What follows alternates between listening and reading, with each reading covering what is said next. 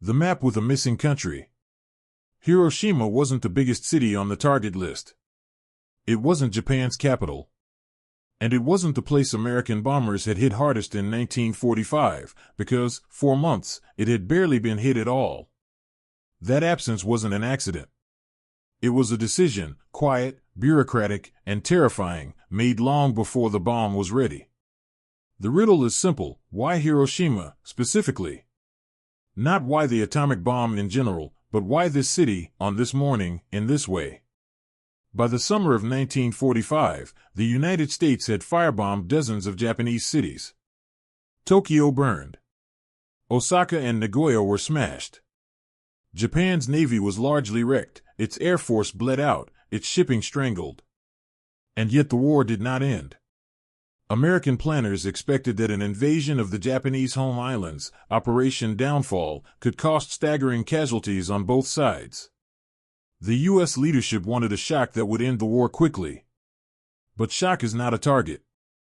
Targets are chosen by committees, intelligence briefings, weather reports, flight routes, and political assumptions.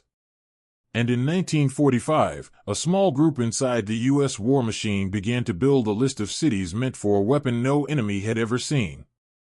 One interpretation is that Hiroshima was chosen because it was a major military hub. Another is that it was chosen because it was largely intact, a clean canvas to measure the bomb's effects. Historians disagree about which factor mattered most, but the documentation shows the logic was both strategic and clinical. And then something even stranger happened. The U.S. deliberately avoided bombing some cities so that they could later be destroyed more meaningfully. A document that is still being debated today isn't a single kill order, but a chain of memos, meeting minutes, and target committee recommendations that turned geography into fate. Summer 1945, the war that wouldn't stop. By July 1945, Germany had surrendered. Japan had not. The U.S. had captured Iwo Jima and Okinawa at enormous cost.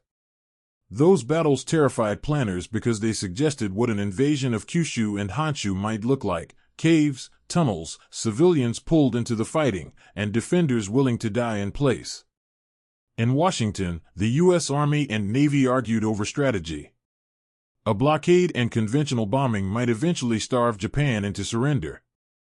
But eventually had a price: more Allied prisoners dying, more Japanese civilians dying, more American airmen lost, and the looming fear that Japan could make the invasion catastrophic.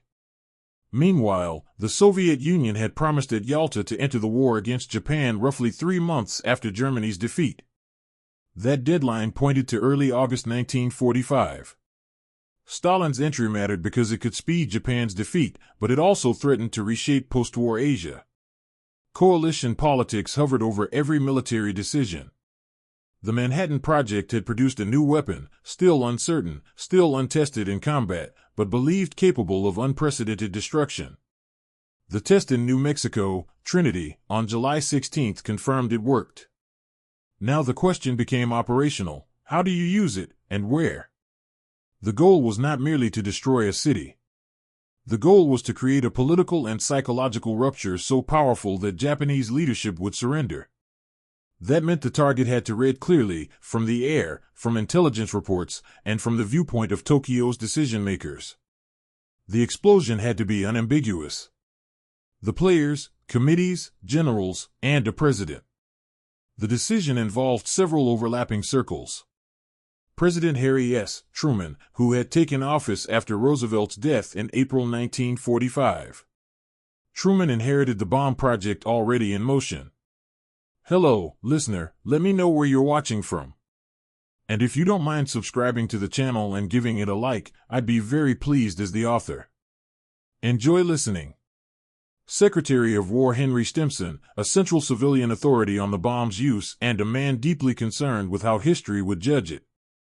General Leslie Groves, the hard-driving military head of the Manhattan Project, focused on delivering results.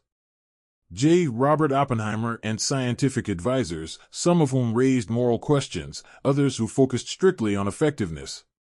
The Target Committee, which met in spring 1945 to identify suitable cities. The U.S. Army Air Forces, particularly the 509th Composite Group, built to deliver the weapon. What did each want? Truman wanted the war ended fast and wanted to avoid a bloody invasion. Stimson wanted a decisive end but also worried about targeting decisions that could stain the United States. Groves wanted the bomb used in a way that proved its worth and justified the immense project. Military planners wanted a target that maximized shock and minimized operational risk. And there was a quieter incentive. If the bomb ended the war before a major Soviet role in Japan, the U.S. would have greater leverage in the post-war settlement. According to some sources, the administration also wanted a demonstration that would be understood globally, especially by Moscow.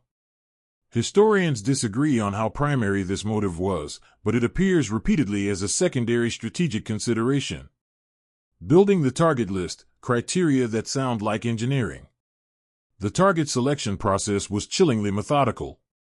Meeting notes and summaries show criteria like: the city should be large enough to show the bomb's power clearly. It should be militarily significant, industry, headquarters, logistics. It should be relatively undamaged, so the bomb's effects could be assessed. The geography should allow maximum blast effect, terrain mattered. Weather and visibility mattered. Planners wanted a visual bombing for accuracy and documentation. The list of candidates shifted over time. Cities discussed included Hiroshima, Kokura, Nagasaki, and at various points Kyoto. Kyoto's inclusion is one of the most contested and revealing episodes. It was culturally significant, with immense historical value. Stimson reportedly opposed Kyoto being targeted, and many accounts say he insisted it be removed. Some historians argue strategic logic also mattered. Kyoto's destruction could harden Japanese resolve rather than break it. Whether for cultural, political, or psychological reasons, Kyoto was eventually taken off the list. That decision alone reshaped history. Hiroshima remained. Why did Hiroshima fit so well? It had military presence, Japanese army units and facilities nearby. It had industrial activity. And crucially, it had not been leveled by conventional raids in the same way as Tokyo or Osaka. Hiroshima was still legible as a city, meaning the bomb's effect would be unmistakable. It was, in the language of planners, a place where results could be measured. The decision point, the order, and the timing. By late July, the machine was in motion. Truman, Stimson, and senior advisors debated how to frame surrender demands. The Potsdam Declaration called for Japan's unconditional surrender, warning of prompt and utter destruction if it refused. Japan's leadership did not accept the terms, though internal debate raged. The specific operational orders went through military channels. The bomb was treated as a new kind of munition under the authority of the War Department and Army Air Forces. One controversial element is how much final approval was given at the very last moment. Some accounts suggest the momentum was so strong that once the weapon and delivery unit were ready, the use was nearly automatic unless Japan surrendered immediately. The timing locked onto early August because the weapon was ready. Weather windows were needed. The U.S. wanted the maximum strategic effect. Soviet entry into the war against Japan was imminent. Hiroshima's role now became less a question of if and more a question of when the weather clears. A document that is still being debated is not a single dramatic signature, but the chain of authorization that treated the attack as part of an ongoing air campaign, just with a weapon unlike any other. The mission: one aircraft, one city, one morning. On August 6, 1945, the B-29 Enola Gay approached Hiroshima. The mission profile aimed for visual identification. The U.S. wanted accuracy and documentation. The bomb, Little Boy, was a uranium-based device, different from the plutonium device tested at Trinity. At 8:15 a.m., the bomb detonated over the city. The destruction was immediate, violent, and unlike anything experienced in warfare up to that point. A flash, a shockwave, fires, structural collapse. A city's infrastructure, communications, medical response, transport, failed in minutes. Survivors described the moment in fragments: a light brighter than the sun, people burned where they stood, buildings torn open, silence followed by screams.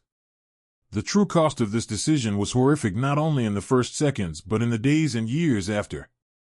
Radiation sickness was poorly understood by many on the ground. Hospitals were destroyed. Medical staff were killed. Those who lived faced burns, injuries, infection, and symptoms no one could explain. From the American operational perspective, Hiroshima had worked as a target in the worst possible sense. It delivered a clear, undeniable demonstration. The cost, casualties, collapse, and political shock. Estimating casualties is difficult and varies by source. Many died instantly, many more died in the following weeks and months from injuries and radiation-related effects. In Tokyo, the leadership confronted a new reality. But surrender still wasn't automatic. Japanese decision-making was fractured. Army leaders, naval leaders, imperial advisors, and the emperor's own circle did not move as one. And then the strategic picture shifted again. On August 8th to 9th, the Soviet Union declared war on Japan and invaded Manchuria. That blow shattered any remaining hope in Tokyo that Moscow could mediate a negotiated peace. This creates one of the central historical debates. Was Hiroshima alone enough to force surrender? Or was it Hiroshima plus Soviet entry plus the prospect of more atomic attacks? Then came the second atomic strike on Nagasaki on August 9th, after the primary target Kokura was reportedly obscured by weather and smoke. That detail, whether deciding which city lives or dies, still disturbs historians and readers alike because it shows how contingency sat on top of grand strategy. Japan announced surrender on August 15th. Alternatives: what else could have been done? This is where history becomes argument. Possible alternatives discussed then, or later proposed, include 1. Demonstration bomb on an uninhabited area. Supporters say it could have warned Japan and preserved lives. Critics argue it might fail, or Japan might not surrender anyway, wasting the only immediate shock advantage. 2. Modify surrender terms, especially the emperor's status. Some historians argue Japan might have surrendered earlier if assured the emperor could remain. Others counter that the militarist faction might still resist, and unconditional surrender was politically central in the U.S. 3. Continue conventional bombing and blockade. This might have ended the war without atomic strikes, but likely at the cost of enormous civilian death through firebombing, starvation, and prolonged combat. 4. Invade, Operation Downfall. American casualty estimates varied widely. Some were extremely high. Others were lower. What's clear is that Okinawa suggested the fighting could be catastrophic. None of these alternatives is clean. That's part of why Hiroshima remains such a heavy historical subject. Each option carries mass death, and leaders were choosing among horrors. Myths, controversies, and the paper trail. Several controversies persist. Hiroshima was purely civilian. It was a city with civilians, overwhelmingly so, but also contained military facilities and served as a regional headquarters and logistics node. The degree to which that justified the strike is moral debate, not a simple factual dispute. Kyoto was saved by one man. Many accounts credit Stimson with removing Kyoto. Some historians accept this strongly, others note broader considerations. The basic point holds: Kyoto was discussed, then removed, an enormous decision. The bomb was dropped mainly to scare the Soviets. One interpretation is that Soviet signaling was a factor. Another is that ending the war quickly was the core driver, with Soviet considerations secondary. The documentary record supports a mix of motives rather than a single purpose. Japan was about to surrender anyway. Japan was seeking ways out, but internal conditions for surrender were not stable until the shock of atomic destruction and Soviet invasion, plus the emperor's intervention, forced the decision through. The most honest historical stance is this: the choice was strategic, political, and bureaucratic. Hiroshima fit the criteria too well, and once those criteria existed, the city's fate was nearly sealed. Conclusion: why Hiroshima? Because it was left untouched. So why Hiroshima? Because it was militarily meaningful enough to justify, intact enough to measure, large enough to shock, and reachable enough to hit under the conditions required. Because Kyoto was removed. Because Tokyo was already burning. Because planners wanted a single, unmistakable message in one frame. Hiroshima was chosen not only by a president or a general, but by a process, target lists, weather constraints, intelligence summaries, and assumptions about what would break an enemy's will. And in the end, the most haunting part is this: the city's earlier luck, being spared major raids, was not mercy. It was preparation. The riddle from the beginning wasn't why did they bomb a city. It was why this one.